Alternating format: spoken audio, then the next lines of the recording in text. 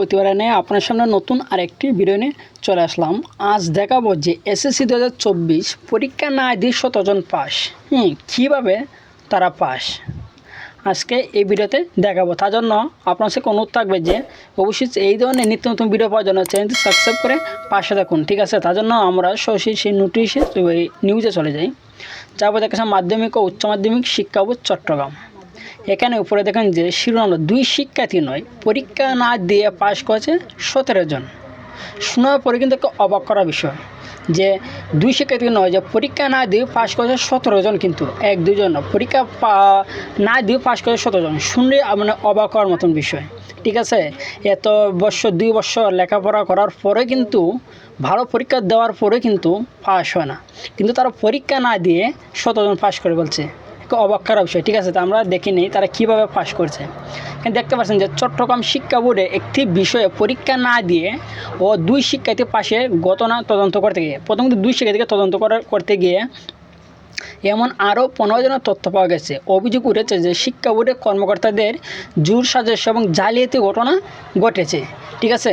তবে মঙ্গলবার 11 জুন প্রকাশিত ফলাফল পুনর্নিরীক্ষণের এসব শিক্ষার্থীদের ফল বাতিল করা হয়, ঠিক আছে। তারা কিন্তু বোর্ড চ্যালেঞ্জ করছে না, কিন্তু তারাই কিন্তু রেজাল্ট হয়ে গেছে যে 17 জন কিন্তু পাস, ঠিক আছে। পরীক্ষা না দিয়ে কিন্তু তারা পাস হয়ে গেছে। চট্টগ্রাম শিক্ষা বোর্ডের চেয়ারম্যান প্রফেসর রেজাউল করিম বলেন, যখন অনুপস্থিত থেকে 2 শিক্ষার্থীর ফাঁসির বিষয়ে জানা গেল, তারা উপস্থিত ছিল না। প্রথম কিন্তু 2 জনকে তারা ধরছে। প্রথম তারা 2 জন উপস্থিত ছিল না, তারা 2 জনকে ধরা হয়েছে যে তারা অনুপস্থিত থেকে কীভাবে তারা পাস হয়। উপস্থিত নেই পরীক্ষা মতো তারা পাস হবে কীভাবে। এই 2 জনকে ধরতে গিয়ে জানা গেল যে, তখন আমার মনে হলো যে এমন আরও থাকতে পারে। পরে কুমিল্লা শিক্ষা বোর্ড থেকে 2 জন বিশেষজ্ঞ এনে তথ্য যোগাযোগ প্রযুক্তি ICT বিষয়ে উপস্থিতি ও ফল যাচাই বাছাই শুরু করি। এতে দেখা যায় যে আরও 15 জন শিক্ষার্থী অংশ না নিয়ে পাস করেছে। আমরা সেসব ফল বাতিল করছি। তিনি বলেন যে ফল জালিয়াতি ঘটনা শিক্ষা বোর্ডের পক্ষ থেকে শক্তিশালী তদন্ত কমিটি গঠন করা হবে। জড়িতদের বিরুদ্ধে বোর্ডের বিধিমালা অনুযায়ী ব্যবস্থা গ্রহণ করা হবে এবং প্রয়োজনে ফৌজদারি মামলা দায়ের করা হবে। আসলে মানুষ কত বড় যে আপডেট, কত বড় আপডেট আর কত বড় জালিয়াতি তোমাদের ঢুকতে পারে। শিক্ষার্থী মনে কত একটা আঘাত লাগতে পারে।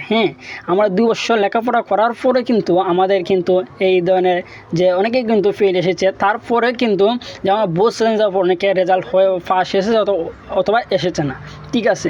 কিন্তু তারা পরীক্ষাই দেয় না, কিন্তু তাদেরকে পরীক্ষায় 17 জন শিক্ষার্থীকে তারা পাস করে দিয়েছে, ঠিক আছে। এর আগে চট্টগ্রাম বাঁশখালী চাম্বল উচ্চ বিদ্যালয়ে 2 শিক্ষার্থী একটি বিষয়ে পরীক্ষা অংশ না নিল, সেই বিষয়ে তাদের GPA 5 পাওয়ার ঘটনা প্রকাশ হয়, ঠিক আছে। অনুসন্ধান দেখা যায় যে চট্টগ্রাম শিক্ষা বোর্ডে 2023 সালের SSC তথ্য যোগাযোগ প্রযুক্তি ICT বিষয়ের মূল পরীক্ষায় অনুপস্থিত থাকলে বাঁশখালী চাম্বল উচ্চ বিদ্যালয়ের 2 শিক্ষার্থী, তাদের পরীক্ষা কেন্দ্র ছিল বাঁশখালী আদর্শ উচ্চ বিদ্যালয়, কিন্তু পরীক্ষা কেন্দ্র বাঁশখালী 1 থেকে অনুপস্থিত 2 জনকে তাদের ব্যবহারিক পরীক্ষায় উত্তীর্ণ দেখিয়ে নম্বরপত্র পাঠানো হয় কেন্দ্রে। একইভাবে অনুপস্থিত 2 শিক্ষার্থী উত্তরপত্র জমা না হওয়া সত্ত্বেও তথ্য নৈর্ব্যক্তিক পরীক্ষায় সর্বোচ্চ নম্বর দিয়ে তাদের GPA 5 পেয়ে দেওয়া হয় বোর্ড শিক্ষকরা। দেখেন কত বড় মানে একটা জালিয়াতি তারা কীভাবে করে।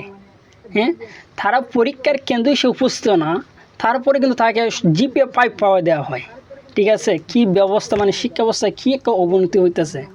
এই বিষয়ে যে সুশাসনের জন্য নাগরিক সুজন চট্টগ্রাম জেলা শাখার সাধারণ সম্পাদক অ্যাডভোকেট আক্তার কবির চৌধুরী বলেন, কয়েক বছর ধরে চট্টগ্রাম শিক্ষা বোর্ডে ফল জালিয়াতি সহ নানা ধরনের অনাকাঙ্ক্ষিত ঘটনা ঘটেছে।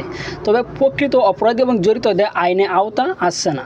সাংবাদিকের বাঁশখালী ঘটনা সামনে আনার শুধু একটি বিষয়, ICT 2 জনের জায়গায় 17 জনের বিনা পরীক্ষায় পাশের খবর বের করা হয়।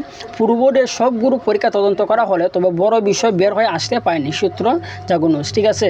আশা করি বুঝতে পারছেন যে কীভাবে কী একটা জালিয়াতি শুরু হয়ে গেছিলো, ঠিক আছে। তারা 2 জনকে ধরতে গিয়ে আরও 15 জন ধরা পড়েছে, মোট 17 জন। তারা পরীক্ষা দেয় না, পরীক্ষা না দিয়ে কিন্তু তারা পাস করে ফেলছে, ঠিক আছে। আশা করি বুঝতে পারছেন, ঠিক আছে। যদি ভিডিওটি ভালো লাগে থাকে অবশ্যই একটি লাইক দেবেন, আর যদি কোনো বুঝতে অসুবিধা তো অবশ্যই কমেন্ট বক্সে আমাকে বলবেন, আমি উত্তর দেওয়ার চেষ্টা করব, ঠিক আছে। আজকে এই ছিল আলোচনা। যদি ভিডিওটিতে নতুন দর্শক আছেন তো আপনার সাথে রিকোয়েস্ট থাকবে যে এই ধরনের নিত্য নতুন ভিডিও পাওয়ার জন্য অবশ্যই চ্যানেলটি সাবস্ক্রাইব করে পাশে থাকবেন। ধন্যবাদ, দেখা হবে অন্য কোনো ভিডিওতে।